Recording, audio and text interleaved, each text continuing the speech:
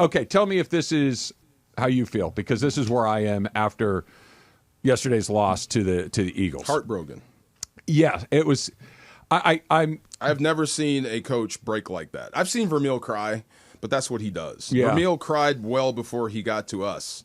I've never seen McVay break like that. When did he break? After the game, talking to his team, telling how proud he is, how hard they fought, and then that's why I don't know. Listening to the broadcast, it took forever to get to him for the post game, and I'm standing right there. I could see him. It just was a lot, and everything he said in the post game press conference, he was saying there, like, in his mind, it was 29-28. We're coming back to LA. I thought so too. Yeah, I think anybody that's watched this team over the last several years, especially since Matthew Stafford's been here, we've seen that movie. We know how that movie ends, and it ends with them scoring a touchdown and them winning the game. And they got the ball back. It was about 2 minutes to go. Yep. They needed a touchdown to win. And if you would have said to me at any point during the season, never mind when they're 1-4 and not playing good football and they're banged up, but if you would have said to me, even if they'd gone 12-5 or whatever, it doesn't matter. Yeah. Hey, listen, you're going to be on the road in snowy Philadelphia. You're going to have the ball with 2 minutes to go. Matthew Stafford touchdown wins you the game. You want it? Absolutely. Hell yes. 100 times out of 100. 100 times out of 100, I would have taken it. But I'm with you. I'm not calling my man out. I love him. He's been great. He said something yesterday, and I forgot to call him out. JB Long, the 2020 foursome. Talking about the D-line. Yeah. Instead of the fearsome foursome, the 2020 foursome. I'm like, damn, you should have come out with that earlier. That's great. That would stick, definitely. But even he called ball game. We're thinking as soon as Saquon broke, we're like, okay, that's it. Yeah, I mean, Saquon breaks, and you're figuring they're going to kick the field goal, they're going to go up 14 or the PAT, and they missed it, and all of a sudden it's like, and then when the Rams scored right away, you're like, bam, hold on a second, right? They went down fast. This is what this team is fast. This is what this team has been through all year. This is why like you said, when McVay he's processing what just happened because they didn't quit and they had a shot to win it. Yeah, coming down again. Yeah, and just came up a little bit short. Was that a PI? Because I was looking at the pass rush. The fourth down throw to Puka? To Puka. No. Did it have a chance? Because I was looking at the pass rush. I was by him. Put it to you this way. There was never a point where I'm like, where's the flag? Sometimes when you watch it, you're like, hey, throw the, and then you watch it, maybe.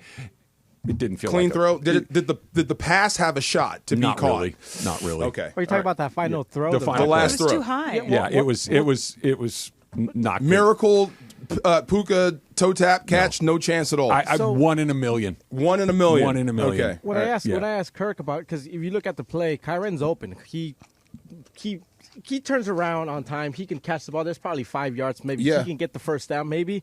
But Kirk said it was a predetermined play. It was to Puka no matter what. Is that a thing? I mean, you'd have to ask them about the predetermined play. But, I mean, guys miss guys, open guys. But if he's like, if you called it in the huddle, I'm calling this for Puka. I'm going to Puka. And you get the coverage you want and everything you've practiced, that's where you're going with the ball. They missed it. I don't think it was a bad call. I think it wasn't a great missed the throw. last throw. Yes. Okay. Yes. It was just they just didn't connect. And this is kind of we'll pick it up right here because we'll talk about both the game and the season. And this is where I've landed. I think it was a great season for the Rams, but it was an incredibly frustrating way to watch it end because they could have won that game. There were just enough mistakes. There were just enough Saquon plays, Jalen Hurts play, that if one of those plays goes a little differently, you're probably getting ready to host the NFC Championship game. It's a weird mix of that was a great year and something you can be proud of, and you know what? They should still be playing. Yeah, you can be mad. Yeah, it's both of those things. And then, of course, this right here, this last play going into the end zone, or the shot he took to Puka Nacua. Now that I see it from this angle, I don't know, man. I do. I mean, I wouldn't say penalty, but I think that is definitely catchable. I 1 in a million. I just don't think he gets it. It's just it's this much too far. I think he slipped out of the break and missed the timing. But I agree with that. I think had the footing been better, we may be talking about something different. New York different. when he made that toe tap. No, he's great. Yeah. I'm not blaming anybody. No, I just don't think that the ball was in a spot that he was going to get to under those conditions with that footing. That's what I'm saying. I think that right there would have been that catch you saw in New York. I mean, that is very. I thought it was high and like out of. No, it was. What do you call it? Out of play? Yeah, it was wide. Let me look at it from a different angle, but hotly contested. Yeah, I see what they're looking at now. I was looking disagree. at the pass rush. I don't see it like that. But let's start with this. Is this a successful season? Yeah. Well, yeah. I agree with you. I think it's that, especially considering the way that it started at 1-4. They win a playoff game. You know, they go and give.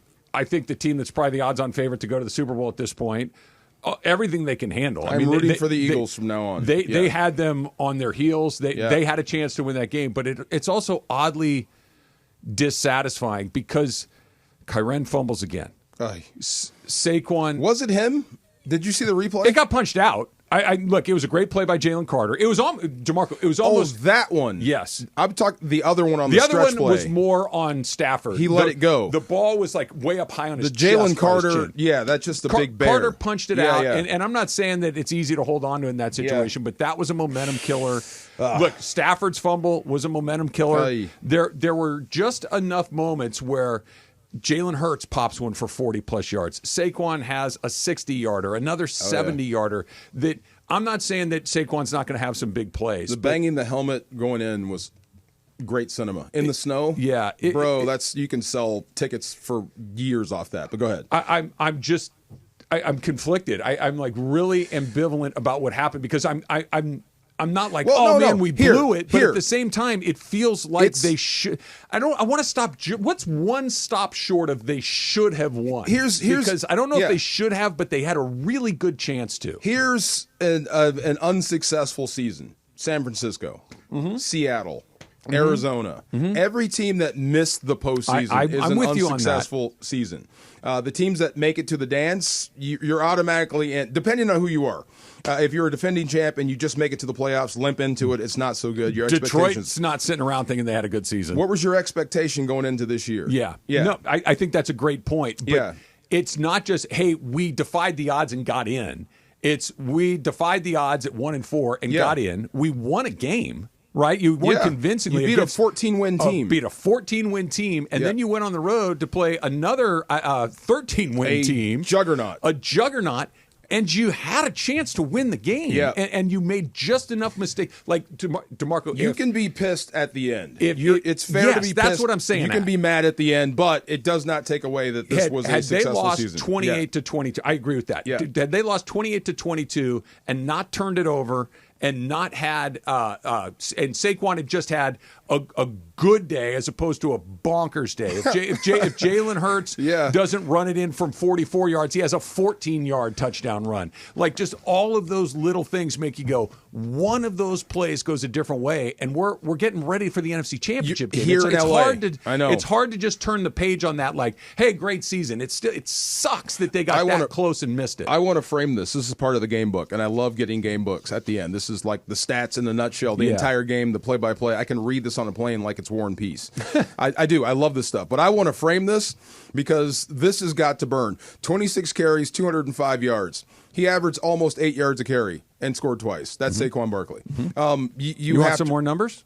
Oh, who? Saquon. Oh, go ahead. Ready? Yeah. In the two times they played him, he ran for 460 yards. Okay, wait, I'm not done. Right. He had 534 all-purpose yards. Oh, my God. In 2 games. Unbelievable. I'm not done. He had 4 touchdowns. Who did it? Hold on. Yeah. I'm not done. Who broke his heart in L.A.? I'm not done. Yeah, why?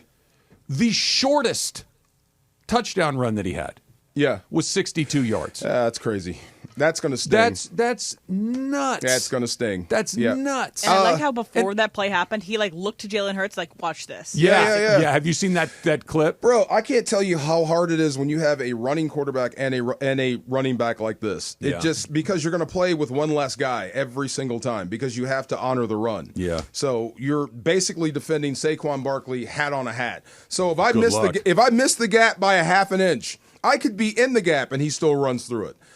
It's just one of those things. And you're playing on his type of surface and his type of weather. Yeah, forget it. I get it, and I don't disagree with a single thing you said. It still sucks. It does suck. It still sucks. But you were kicking his butt sometimes. That's what's so crazy. That and this is what I mean. I feel stupid saying this out loud. Why? If you just take away the 2 70-yard runs, you had to really – but you can. He had 2 70-yard runs. Yeah, I know. If you just take away Jalen Hurts' 40 – yeah, but he had it. And you can't take only the goods. No. But it just was – they did do a good job on Saquon, except for the fact that they gave up 530 yards to him in 2 games. That sounds ridiculous.